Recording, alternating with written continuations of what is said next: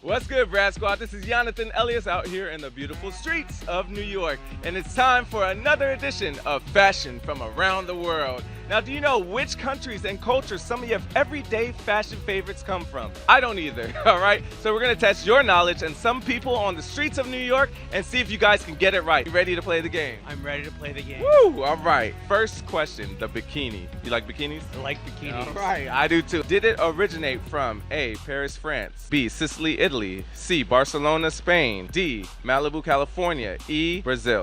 London. London definitely wasn't even one of the one of the options. I would say Spain. I was thinking California right away. Paris. And you got it right. Oh, shit. Nice.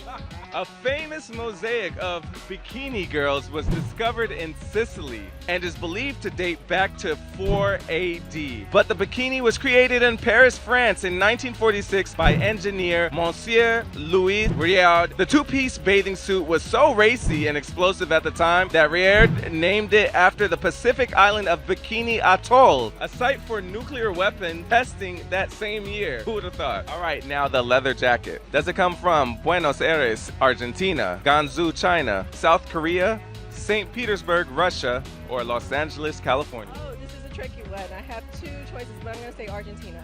What was your second one? St. Petersburg. We'll go with China. I would say Russia. Okay, let's go with the second one. St. Petersburg. I think it's Russia. You got it.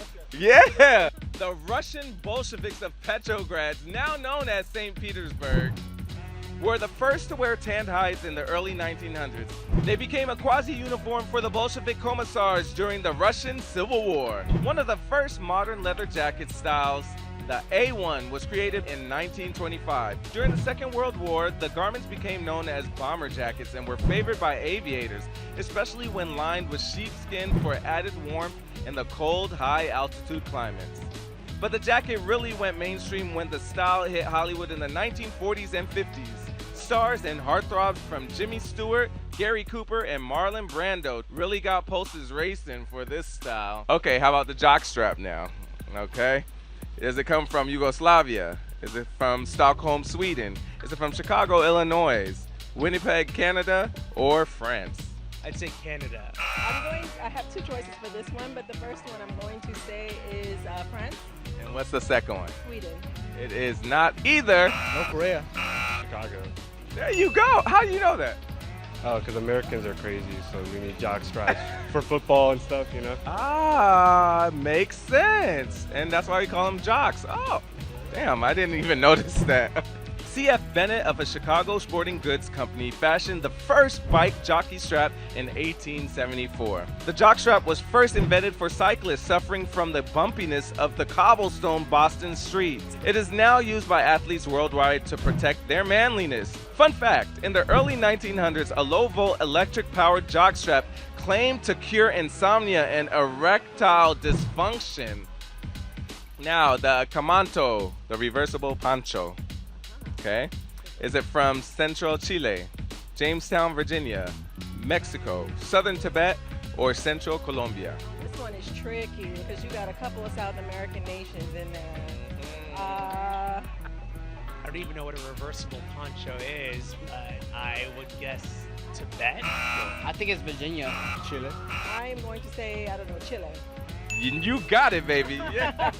Widely used across South America, the camanto is the name given to the poncho in Chile. Traditionally, the dark side of the poncho is used during the day while the light side is mostly worn at night. The making of a camanto demands great diligence because of the extreme attention to detail involved in the weaving of the silk and wool. Now the beard cap, so it's to protect your beard from, cold weather. Is it from Vermont, Siberia, Iceland, Greenland, or Canada? That's a tough one. Why don't we say Canada? Canada? I'm gonna say Canada or Greenland. Say one of them. Canada. I'd say Canada. Iceland. Okay. Yeah. That was a lucky guess. Okay. You're killing it. All right, today you see beard caps worn by people in the wintry cities, even snowboarders. I'm sure you guys have seen that. But these popular cold weather fashion accessories are based on traditional lamb shed hood. that was first worn by Icelandic farmers. Everything except the small opening for the face protects you from even the worst snowstorms like the ones Icelandic farmers have to contend with. The Panama Hat, you know that, right? Yes. Is it from Panama, Ecuador, Belize, Honduras, or Haiti? Oh boy, I'm gonna say Panama. I'm gonna go with Panama. Let's go with another one. Belize? Panama? Do you think we really gonna give you Panama if it's from Panama? Trick question. Haiti. Yes. Yes! Good job.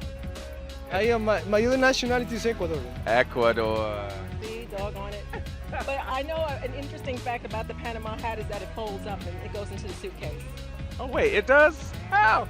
It does, because during the construction of the Panama Canal, you know, the workers and whatnot, they needed the sun and the shade. So basically, they had to have something where they can move around very quickly but still take with them. So they fold it up and put it in the suitcase. I love it. The Panama Hat is a traditional brimmed straw hat of Ecuadorian origin. Panama hats are light-colored, lightweight, and breathable, and often worn as accessories to summer weight suits, such as those made of linen or silk. Fun fact, I actually like wearing Panama hats my damn self. Right, now the last one, gold hoop earrings. Is it from Uzbekistan, Sudan, Egypt, Ghana, or China? I would say Ghana. First one. Uzbekistan. Yeah. Is that your final answer? Yes, it is. Maybe it shouldn't be. Okay, China.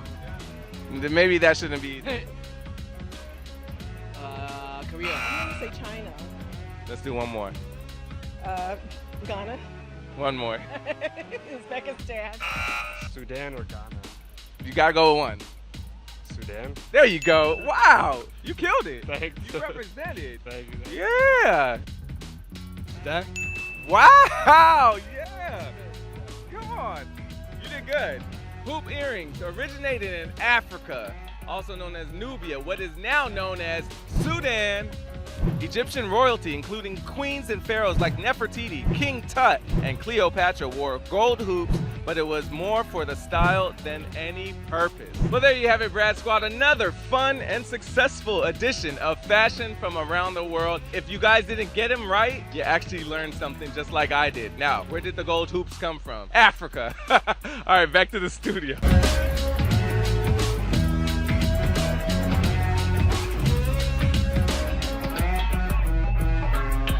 Thanks for watching. For more Brad Show Live, like and subscribe to our YouTube channel.